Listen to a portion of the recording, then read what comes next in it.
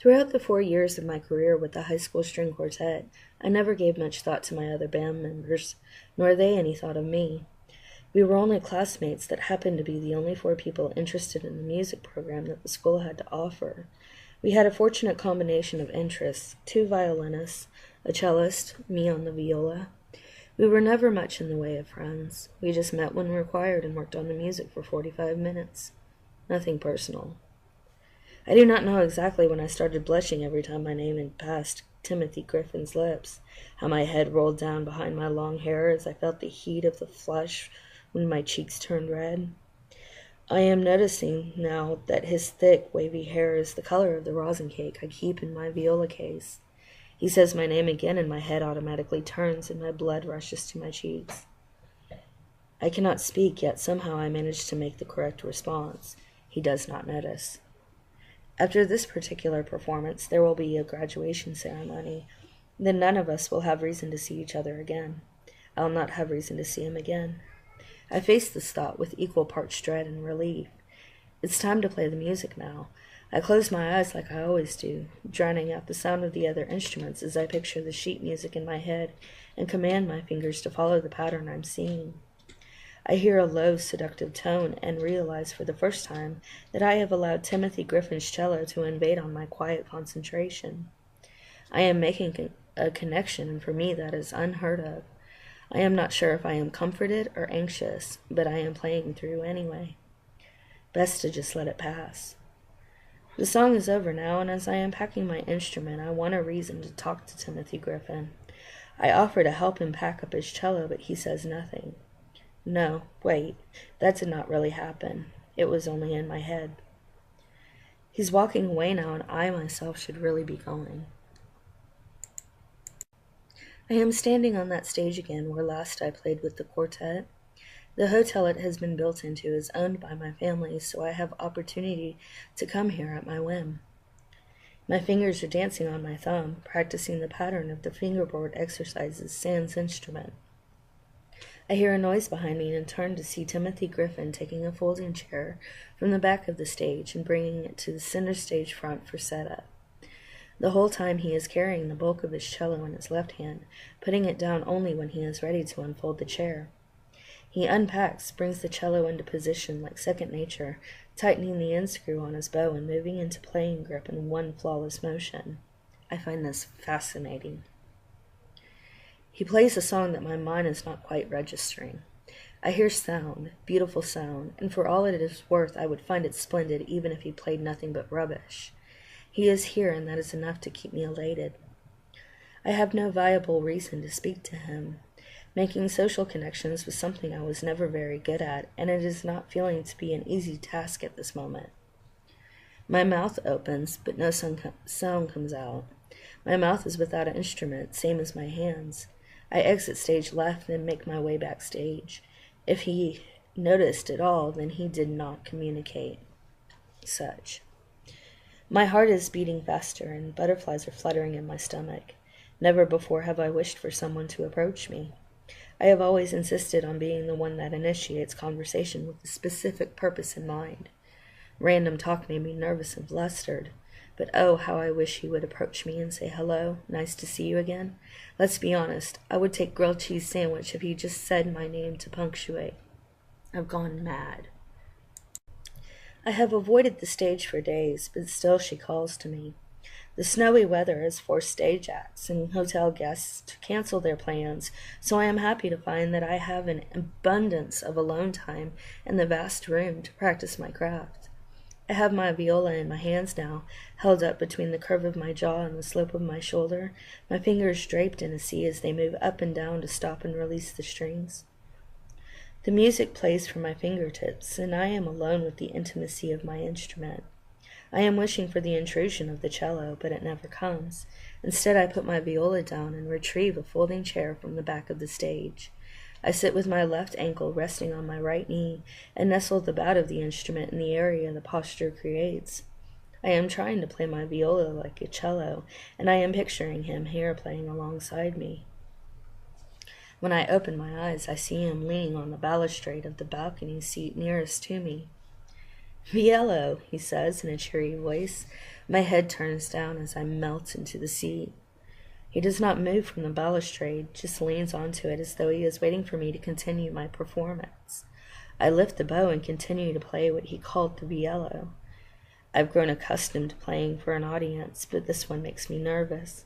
In all fairness, I am not playing my instrument properly by any sense of the word, and that was always something that irked me when I saw others doing so. I could tell by the way his eyes stared into me that he managed to let that go and enjoy the new creation. Don't come to me, I whisper quietly to myself, while screaming at myself that he is not made to do so yet. Yes, Timothy Griffin, please give me a reason to talk to you. I let the name Timothy Griffin pass my lips in my early stupor at the breakfast table, and my father responds by lauding the young man for being such an outstanding employee in the stage area. It seems for some time he and I have been the only ones with the free pass to the stage. Less than 24 hours have passed since he spoke the word viello to me, and I am only at this moment noticing that he is staying here. There was no way he could have come in from the outside yesterday. There's still 4 feet of snow left from yesterday's storm. I am nervous. I am flustered. I am anxious. But I am smitten. So smitten the obvious did not occur to me until I was told. I let out a giggle, and father raises an eyebrow. I am drowning in my music. More snow has come to bring a new blockade for the doors of our hotel, so the stage continues to stay available. I think I hear footsteps approaching, and my body tenses with euphoria. I keep my eyes closed, reminding myself that I am alone here, and that I am comfortable and comforted in that aloneness. The cello is playing now, and I feel myself floating as I continue to play my piece with the comfort of those low notes. I cannot stop playing, or I will be forced to talk to him. I am afraid if my voice does decide to work today, it will say something out of this world or completely nonsensical, and the music keeps that moment from happening. He says nothing and continues to play along with me. Oh, there will come a time when we will have to put our bows down, and one of us will have to break the silence. Since it is inescapable, please let it be him, and please let me understand what he's saying. That time has come now, and it is him that speaks first. You are Annelize, right? He said my name. My cheeks are hot. You are the violist from the high school quartet. Yes, I respond, so much shaking in that little word. I have always had a bit of a curiosity about you, he tells me, his voice sweet as honey, with a hint of a northern English accent. Your father essentially owns the town. It is a bit intimidating. I am sorry I intimidate you, I tell him, the shiver still present in my voice. His lips twist in a smile that pulls the corners of my own mouth up. How can one look at such a face and not smile? You are one of my father's most highly praised employees, Timothy Griffin. I like the way you say my name, he tells me, his right hand in that same C shape I hold as he plucks the strings of his cello. I wonder what he named it. Bardot. Timothy Griffin looks confused. Pardon? He asks me. I mean, my viola's name is Bardot. I did not save the conversation. He lets out a small chuckle before stating that it is a beautiful name. I raise my viola to my shoulder and my bow to the strings, watching the way his fingers flatten against the fingerboard as he stops the strings. I improvise through the various scales on all 4 strings, watching him embrace the cello instead of me, feeling jealous of the wood that is lying beneath his touch instead of me. I raise my bow from the string and lower my instrument. What kind of curiosity, I ask him, unsure of what to expect. It has been a positive interaction so far, still I don't believe that guarantees it will stay that way. He is turning red now, lowering his head to hide behind his waves of rosin-colored hair, the way I did when he said my name. Please speak to me, Timothy Griffin. You cannot say anything wrong. I have wondered what it would be like to kiss you. I would like this moment to be a picture show, where the camera fades out to fade back into a year later when we've come to live happily ever after. My mind shifts to an alternate conclusion where I am alone but not as content as I typically feel in that solitude.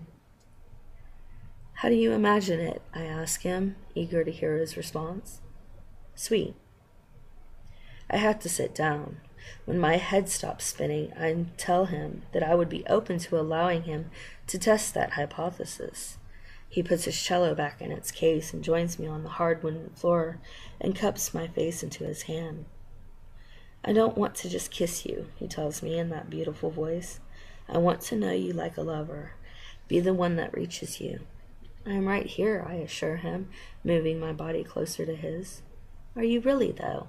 Even as you move in closer, you seem a bit distant. If I may make an observation, it seems you want a connection, but you are anxious about forging it. Connections do not come easy to me, I tell him, and my eyes begin to sting as I hold back tears. Would you want this from me, Annelize Covington? He asserts as he removes his hands from my face. Would you stay by my side and be my best friend and only lover? And if I did not want this, what would you say? I ask, the tremor in my voice returning. If you do not want it, then do not kiss me. My lips press against him, and he parts them to slip his tongue past. We are lovers tasting each other for the first time, and it was sweet as he said he had imagined it. I could feel his own trepidation melting away as we held each other closer in our warmth. I am home.